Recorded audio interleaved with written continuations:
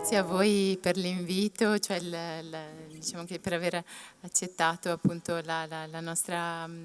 richiesta di partecipare. Porto i saluti della professoressa Zanovello e del professor Ciampini e di tutto lo staff che adesso sentirete ampiamente nominare. Per questa ragione, diciamo appunto, mi scuserete, diciamo, anche per l'emozione, perché è molto, diciamo, che non parlo a nome, insomma, di tutti, ed è invece, diciamo, un progetto che portiamo avanti da 15 anni, a cui abbiamo, diciamo, creduto tutti molto fortemente, e per cui, diciamo, ho chiesto anche a loro, diciamo, di comporre insieme a me il testo, di modo da fare proprio da portavoce, diciamo, in qualche maniera delle loro stesse parole, e ricostruire insieme questa vicenda, questa storia, insomma, legata appunto a Giovanni Miani, esploratore in realtà non così noto come sembra, diciamo, oggi in Veneto, ma diciamo, la sua vicenda, diciamo, a me ha riportato ad un'idea, diciamo, che vorrei riportare poi a voi, cioè che tutte le storie, anche quelle più piccole, sono importanti. Il progetto Egitto Veneto, diciamo, nasce anche da quest'idea, insomma, proprio perché in realtà nasce da una serie di studi e ricerche dedicate all'Egitto dei musei del Veneto, e vede il coordinamento dell'Università degli Studi di Padova con la cattedra di archeologia delle province romane, la professoressa Zanovello, insomma, la rappresenta, e l'Università Ca' Foscari di Venezia con appunto il professore Emanuele Ciampini. Insieme però alla Regione del Veneto, alla sovrintendenza che avete peraltro anche molto sentito nominare, la sovrintendenza in questo caso, insomma, ovviamente nella sua rappresentanza territoriale del Veneto, e oltre 30 strutture museali della regione. Di varia natura, insomma, per cui dalle strutture statali fino, diciamo, a quelle private.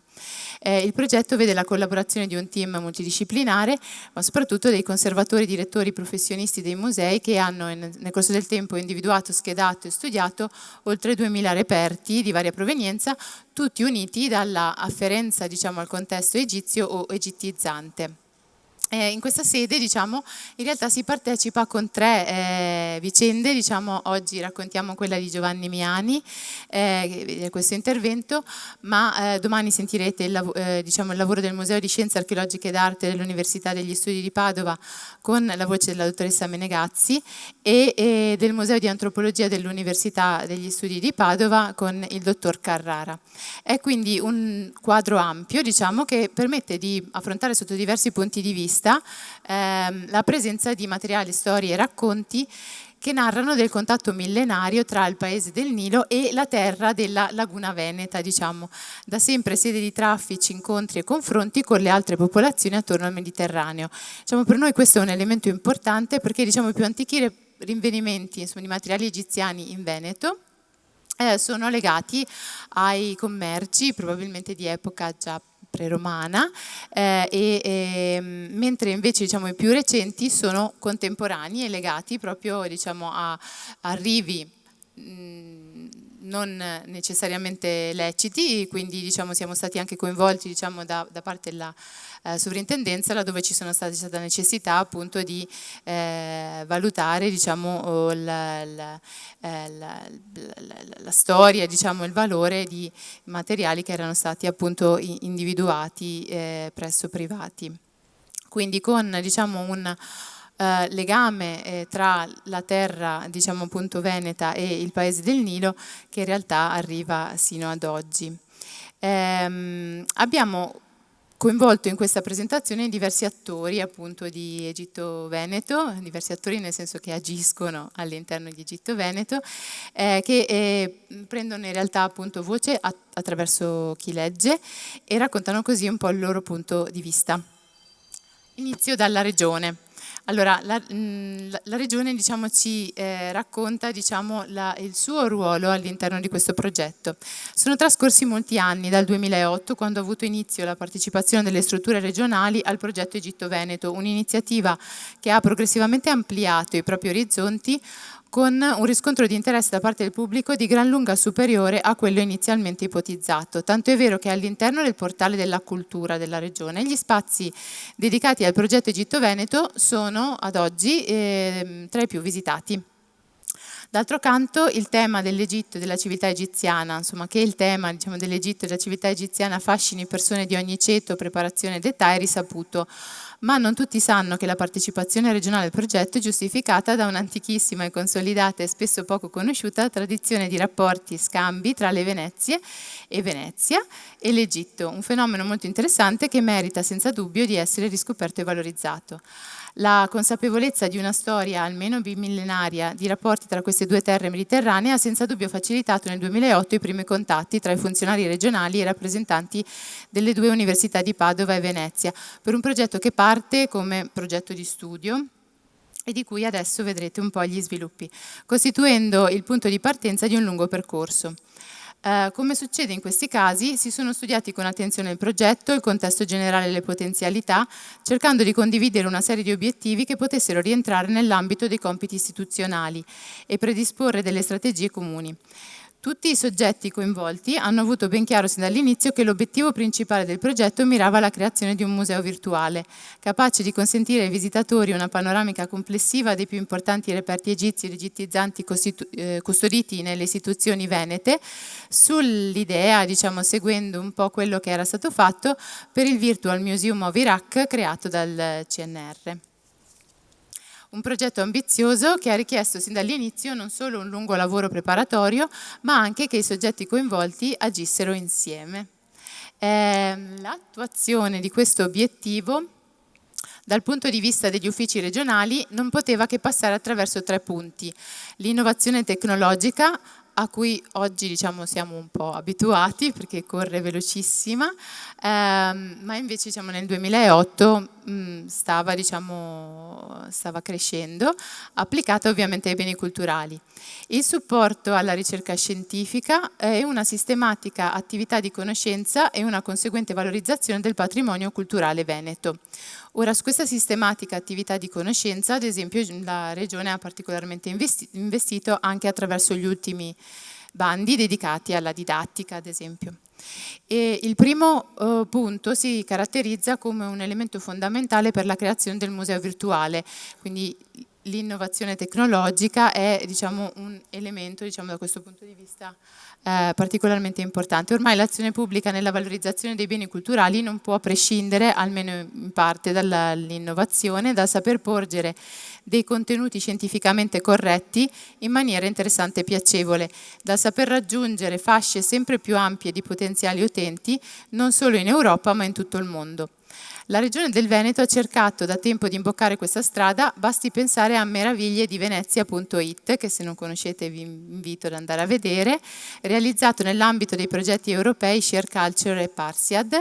o al più recente itinerario digitale Giochi di luce al Museo Archeologico Nazionale di Adria, realizzato all'interno del progetto europeo Value e pubblicato sul sito dell'ICCD, con un rapporto costante ovviamente di rapporto fra la Regione e il Ministero.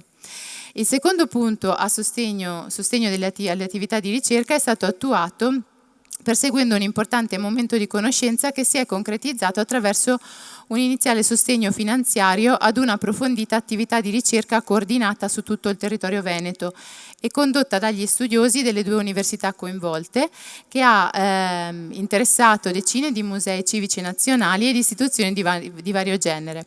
Così si è potuto attuare il terzo punto. Ora, queste sono proprio le parole del funzionario, quindi è il suo punto di vista. Nel volgere di pochi mesi il numero dei reperti riscoperti è lievitato, da prima centinaia, poi 1000, poi giorno dopo giorno, anno dopo anno hanno continuato a materializzarsi oggetti, materiali egizi, egittizzanti che venivano ad essere riscoperti all'interno dei musei del Veneto. Secondo le ultime stime abbiamo già superato il numero appunto di oltre 2000 reperti e le piccole scoperte continuano ad arricchire l'elenco. Circa la partecipazione regionale a questa fase è doveroso fare una precisazione di non poco conto. Se il sostegno materiale in termini di finanziamento è stato importante all'inizio perché ha permesso al progetto di decollare, altrettanto importanti sono stati altri due fattori. In primis quello che si configura come una sorta di riconoscimento formale del valore del progetto e delle sue potenzialità e inoltre la possibilità di effettuare la campagna di catalogazione dei reperti all'interno del catalogo regionale dei beni culturali della regione, rendendola disponibile ai singoli musei. Questa linea ha consentito negli anni non solo di seguire le modalità dell'ICCD di catalogazione, ma anche di incrementare la catalogazione online realizzando una schedatura sempre disponibile per i musei e sempre aggiornabile e prevedendo la creazione di allegati tridimensionali, quindi una base importante per il futuro museo virtuale. Nel frattempo però il progetto ha conseguito dei risultati anche superiori alle aspettative. Questa è la banca dati che potete vedere anche online. E questo invece diciamo è l'ultimo punto del racconto del funzionario, perché appunto il progetto ha conseguito dei risultati anche superiori alle iniziali aspettative e pur restando sempre il museo virtuale l'obiettivo finale, parallelamente sono state avviate numerose ulteriori collaborazioni non solo di carattere scientifico ma anche promozionale. Cito solo a carattere di esempio le mostre di Padova e Rovigo rese disponibili dalla Fondazione Cariparo, la collaborazione con la polizia scientifica che ha permesso di riportare alla luce la storia di una mummia conservata presso i musei dell'Ateneo Patavino, di cui sentirete parlare domani, la mostra fotografica itinerante e la collaborazione con un abile artigiano che ha consentito la ricostruzione di una tomba legata appunto ad un artigiano, l'artigiano Pasced, presso il Museo Civico di Oderzo, quindi portando diciamo un'idea dell'Egitto anche in luoghi più periferici dell'area veneta. Per concludere vorrei ricordare anche un altro prodotto frutto di un'attiva collaborazione tra i partner del progetto, e cioè la realizzazione di uno specifico mini sito che vedete qui sotto, diciamo, dedicato al progetto e oggi ospitato nel portale del turismo veneto. Questo ha costituito diciamo, un primo esempio di come valorizzare il patrimonio egittologico in una visione territoriale, quindi riunendo diciamo, tutto il territorio della regione. La figura su cui vi chiedo di soffermarvi è questa. Ed è appunto la figura che ci porta a vedere Egitto Veneto un po' attraverso il racconto di questo esploratore. Il suo nome appunto è Giovanni Miani, in realtà Giovanni Giacomo Miani, e ricorre oggi il suo 150° anniversario appunto dalla morte. Il Veneto ovviamente è stata terra nel tempo di esploratori e di viaggiatori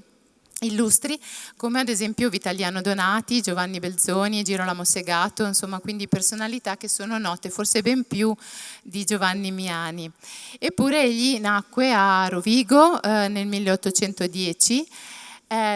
da una domestica di nome Maria Maddalena Miani e il padre fu invece forse il veneziano Pieralvise Bragadin. Non era stato riconosciuto all'inizio dal padre, però ebbe modo di crescere a casa, presso la sua casa, e quindi fu educato alla musica, all'arte, alla scienza, alla scherma, secondo diciamo, quella che era l'usanza dei nobili appunto veneziani dell'epoca.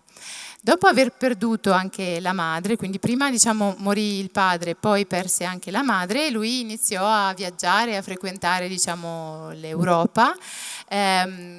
osservando diciamo, il territorio attorno con un punto di interesse particolare, perché era appassionato di musica, quindi viaggiò e frequentò diversi conservatori, ad esempio a Padova, a Pavia, a Bologna, a Napoli, andò in Spagna e in Francia, dedicandosi proprio alla musica, volendo costruire una storia universale della musica. E quindi verrebbe da chiedersi perché l'Egitto in qualche maniera è legato a lui? Perché in realtà nel tempo diciamo, i viaggiatori insomma,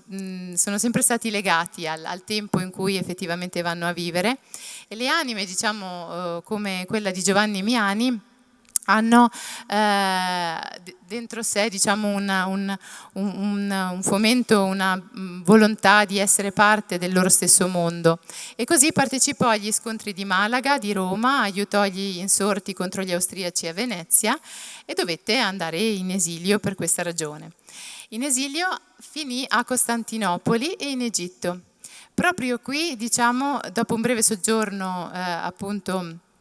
di nuovo in Francia, decise di dare forza ad una nuova passione. Lasciò da parte la musica, che continuò ad osservare, insomma, solo come appassionato, e a dedicarsi ad un altro progetto di vita, riscoprire le sorgenti del Nilo. Per farlo, diciamo, in realtà si preparò quindi studiando astronomia, cartografia, geografia, scienze naturali e arabo, da solo, e tra il 1857 e il 1859 andò a compiere le prime spedizioni, prima in Nubia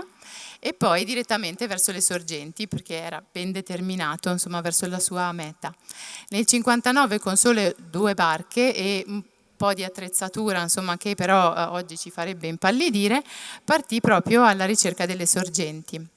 Lui visitò il paese, diciamo, quindi andò alla ricerca delle sorgenti del Nilo in 3 successivi viaggi, navigando lungo il fiume prevalentemente. E compiendo questi viaggi registrò tutto quello che vedeva attorno a sé nei suoi diari. Questo è un patrimonio inestimabile, diciamo, per vedere attraverso gli occhi di Miani nell'Ottocento come si viveva e qual era la cultura dell'epoca, insomma, quindi quali erano, diciamo, le caratteristiche del paese lungo il Nilo, attraverso l'Egitto e poi giù in Sudan. È quindi, diciamo, un documento che in qualche maniera ci testimonia l'importanza in realtà capitale di questo personaggio per l'epoca, proprio in relazione alla ricostruzione, insomma, della terra egiziana nel suo momento, insomma, nel momento in cui egli visse. Un altro elemento di chi viaggia, diciamo, in Africa in questo periodo è che purtroppo, diciamo, si incappa nella febbre, che insomma viene descritta in maniera abbastanza presente, insomma, per i viaggi di questi esploratori, e che non lasciano tranquillo Miani nemmeno quando da appunto Gondokoro per primo si dirige verso le sorgenti. Ed è diciamo, appunto, il primo europeo a spingersi così oltre nel 1860. Fiaccato, diciamo, dalla malattia, però dovette tornare indietro e ritornò in Europa e tornò con 14 casse di materiale. Tutto questo materiale in queste 14 casse fu donato a Venezia e si trova oggi al Museo di Storia Naturale. Dopo un periodo, diciamo, in Europa, in realtà sfortunatamente scoprì che altri avevano in realtà già individuato le sorgenti del Nilo e che quindi la sua missione in qualche maniera era stata già compiuta, e quindi ebbe, diciamo, un momento di mancamento, di depressione, però fu invece spinto dai suoi finanziatori a ritornare di nuovo in viaggio, e con quest'ultimo viaggio, insomma, in cui comunque cerca di raggiungere le sorgenti del Nilo, nel 1872 morì a Tangasi all'età di 61 anni. La mappa che vedete è la sua, diciamo, quindi oltre a scrivere, diciamo, e a disegnare quello che vede, va anche a dare, diciamo, delle ricostruzioni appunto dei territori attorno, basandosi anche, insomma, un po' sulla documentazione che va a riunire per l'epoca. Ora, le ultime parti, diciamo, di questo racconto vi ho dato, diciamo, quello che sarebbe lo studio da parte di uno studioso, insomma, appunto, della figura di Giovanni Miani. Invece adesso volevo farvi parlare attraverso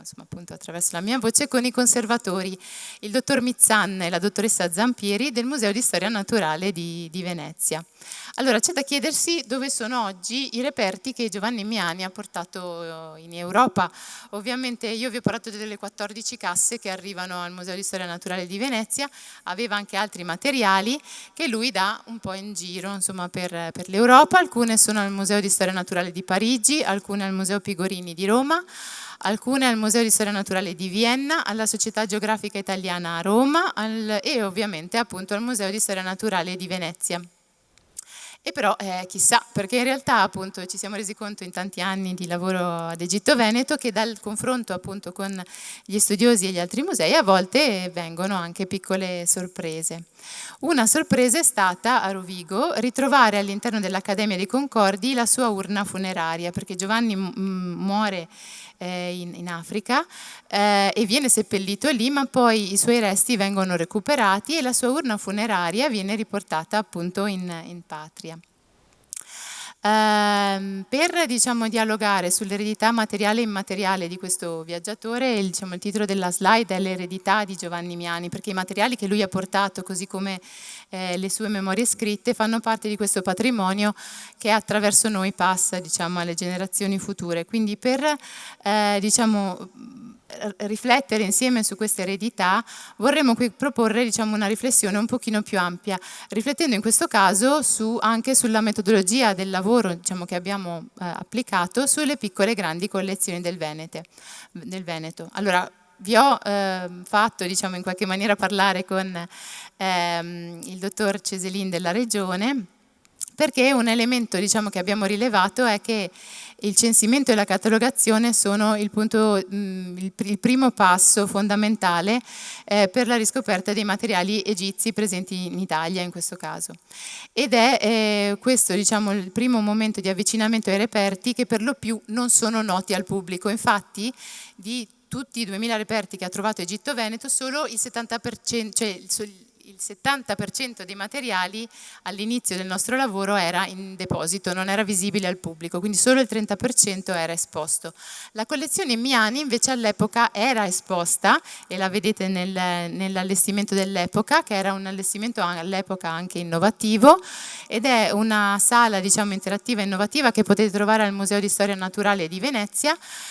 progettata a partire dal 1996, che riprendeva i disegni dell'esploratore per ricreare proprio la collezione dell'esploratore all'interno di questa sala interamente dedicata appunto a Miani.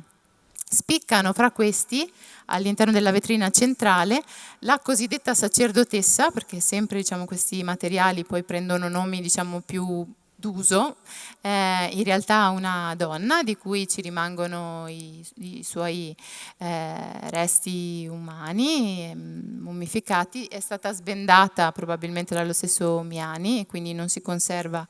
la bendatura, databile tra la fine dell'età tolemaica e l'età romana, e due grandi mummie di coccodrillo prive di bende provenienti tutte e tre da Asiut, donate da Miani a Venezia. Ora, questo era esposto e sono elementi diciamo, che all'interno di una collezione prettamente etnografica diciamo, spiccano come oggetti dichiaratamente egizi. Non è però altrettanto vero che gli altri reperti antichi della collezione Miani erano così visibili, erano esposti sì, ma non erano percepibili come egiziani,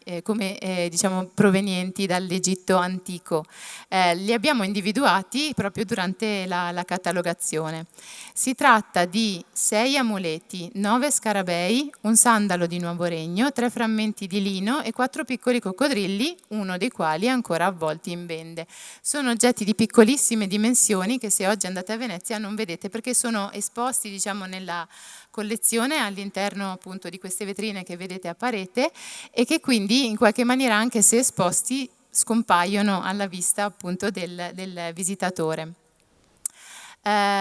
Quindi questo ci ha portato a riflettere sulla percezione diciamo, dell'antico all'interno di queste collezioni.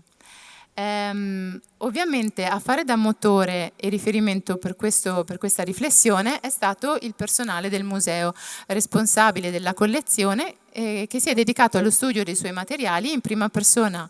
e sin dal primo momento ha fatto da raccordo tra i vari studiosi che nel corso del tempo si sono interessati appunto alla collezione Miani. All'inizio era solo Egitto Veneto, poi ovviamente sono arrivati anche gli altri studiosi, geografi, musicologi, che si sono pian piano interessati anche al resto appunto della collezione di questa personalità